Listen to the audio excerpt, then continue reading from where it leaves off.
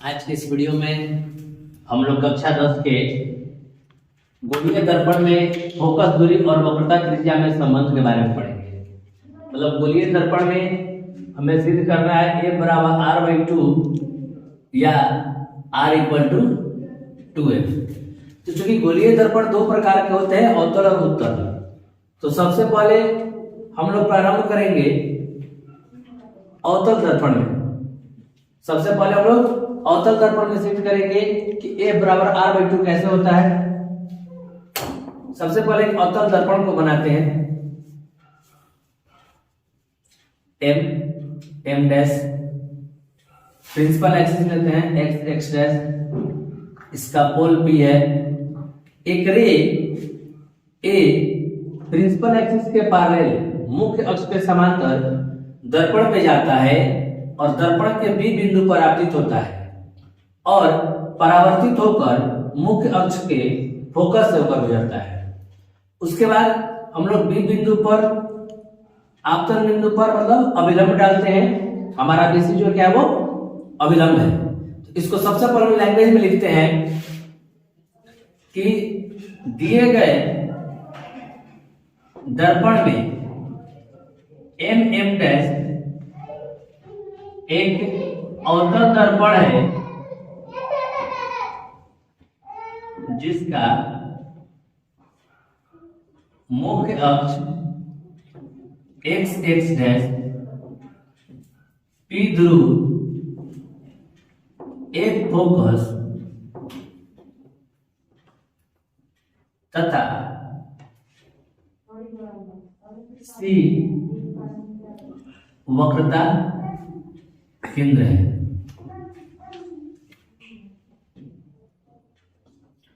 मुख्य अक्ष के समांतर एक किरण दर्पण के बी बिंदु पर आपतित होती है तथा एफ फोकस से होकर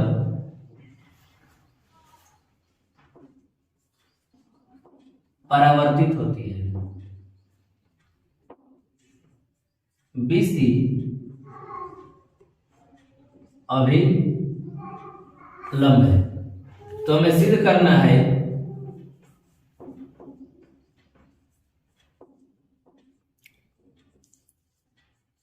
F इक्वल टू r/2। ये हमारा लैंग्वेज हो गया। इस फिगर की चर्चा हो गई। इसके बाद हम लोग इसको सिद्ध करेंगे। चूंकि AB किरण x के पैरेलल है, AB पैरेलल है x डैश के, तो एंगल ABC मतलब ये angle equal to angle BCF मतलब ये दोनों एंगल इक्वल हो जाएंगे, जिसको हम लोग अल्टरनेट एंगल या एकांतर कोण कहते हैं। इसके बाद प्रकाश के परावर्तन के नियम से, प्रकाश के परावर्तन के नियम से आपतन कोण ABC इक्वल टू CBF परावर्तन कोण, ये दोनों क्या आ जाएंगे, बराबर हो जाएंगे। तो हमारा I इक्वल टू R है और ये भी एंगल I है। तो हम लोग इक्वेशन 1 और 2 से क्या पाते हैं कि angle R equal to I। समीकरण 1 तथा 2 से angle BCF equal to angle CBF। हमारा जो ये दोनों एंगल हो गए इस त्रिभुज में, ये दोनों एंगल क्या हो गए, इक्वल हो गए। अब लिखेंगे त्रिभुज BCF में angle BCF equal to angle CBF। तो चूंकि ट्रायंगल में दो इक्वल एंगल के सामने के जो साइड होते हैं, अपोजिट साइड होते हैं, वो इक्वल होते हैं। तो BCF के सामने है BF और CBF के सामने है CF। मतलब हमारा क्या होगा, तो BF इक्वल टू CF हो जाएगा। जब B P के निकट हो तब। ध्यान दीजिएगा, जब हमारा बी बिंदु, यदि ए बी किरण, ए किरण कुछ इस प्रकार से जाए कि जो मुख्य अक्ष से बिल्कुल सटे हुए हो, जब पी के निकट हो, उस सिचुएशन में क्या हो जाएगा कि जो हमारा BF है वो PF के इक्वल हो जाएगा, क्योंकि यहां से किरण परावर्तित होगी, तो जो हमारा PF है और PF दोनों क्या है, वो इक्वल हो जाएगा। ये हमारा इक्वेशन 3 था और ये इक्वेशन 4। समीकरण 3 तथा 4 से हम लोग क्या पाते हैं कि CF इक्वल टू क्या आ जाएगा, PF। CF equal to PF। इसके बाद हम लोग चित्र पे ध्यान देंगे, जो हमारा PC है वो वक्रता त्रिज्या है। PC इक्वल टू हम लिख सकते हैं CF प्लस PF, मतलब ये पूरा भाग को दो पार्ट में, ये PF हो गया और ये CF, दोनों के सम के इक्वल। तो PC होता है R, CF के जगह पर हम लोग PF लिख सकते हैं क्योंकि CF और PF दोनों इक्वल है। तो PF हमारा फोकल लेंथ है, R इक्वल टू 2F, या फिर कहे तो F इक्वल टू R/2। मतलब इससे हमें यह रिजल्ट मिलता है कि जो फोकस दूरी होता है वक्रता त्रिज्या का आधा होता है, या फिर कहा जाए तो वक्रता त्रिज्या फोकस दूरी का दुगना होता है। ये क्वेश्चंस हमारे ऑब्जेक्टिव क्वेश्चंस के लिए, ये फॉर्मूला न्यूमेरिकल्स के लिए और ऑब्जेक्टिव क्वेश्चन के लिए बहुत ही इंपॉर्टेंट है। ठीक इसके बाद हम लोग पढ़ेंगे उत्तल दर्पण में फोकस दूरी और वक्रता त्रिज्या के बीच संबंध। अब हम लोग बात करते हैं उत्तल दर्पण में। हम लोग उत्तल दर्पण सिद्ध करने का कि जो फोकल लेंथ होता है वो रेडियस का हाफ होता है। सबसे पहले हम एक उत्तल दर्पण बनाते हैं। MM डैश हमारा जो है उत्तल दर्पण है, X डैश प्रिंसिपल एक्सिस है, एक रे पैरेलल जाता है B पर, फॉल करता है तो रिटर्न किया जाता है ऊपर की ओर। इसका वर्चुअल ले फोकस से होकर जाता है, ये डायरेक्शन हम लोग लेते हैं D, और जो परपेंडिकुलर है वो वक्रता केंद्र से होकर जाता है, इसको नाम देते हैं E। अब इसमें हमें सिद्ध करना है कि F इक्वल टू R/2। सबसे पहले इस चित्र के वर्णन करते हैं।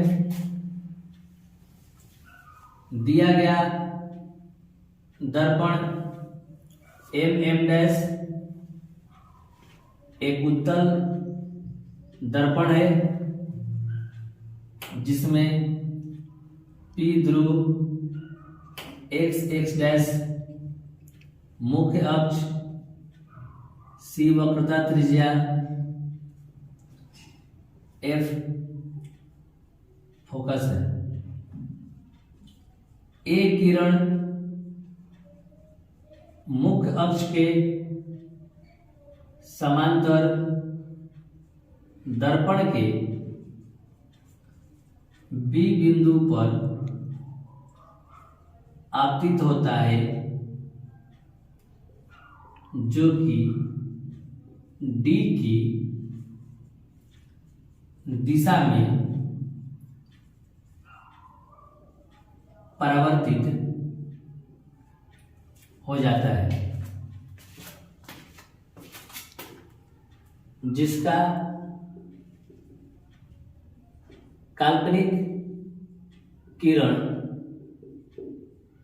फोकस F से होकर गुजरता है। EB अविलंब है जो C तक मिलाया गया है। अब हम लोग देखते हैं प्रकाश के परावर्तन के नियम से आपतन कोण और परावर्तन कोण मतलब ABE equal to angle EBD, equation 1। फिर AB पैरेलल है x डैश के, तो angle EBA equal to angle BCF, ये हमारा हो जाएगा संगत कोण। ये क्या है तो संगत कोण है। इसके बाद angle EBD equal to angle CBF, ये जो हमारा क्या है समूह कोण। समझते हैं समीकरण 1, 2 तथा 3 से। ध्यान दीजिए हमारा ये एंगल I है, ये R है। प्रकाश के परावर्तन से दोनों इक्वल है। R जो है वो इसके इक्वल है संगत कोण से, और ये R जो है इसके इक्वल है समूह कोण से। तो ये दोनों क्या हो जाएंगे, कोण बराबर हो जाएंगे। तो angle FCB equal to angle CBF। अब लेंगे क्या, त्रिभुज BCF में जब दोनों कोण बराबर हैं तो दोनों के सामने की भुजाएं CF इक्वल टू BF, ठीक अवतल दर्पण की तरह। इसके बाद ठीक अवतल दर्पण की तरह हम लोग चलेंगे। जब B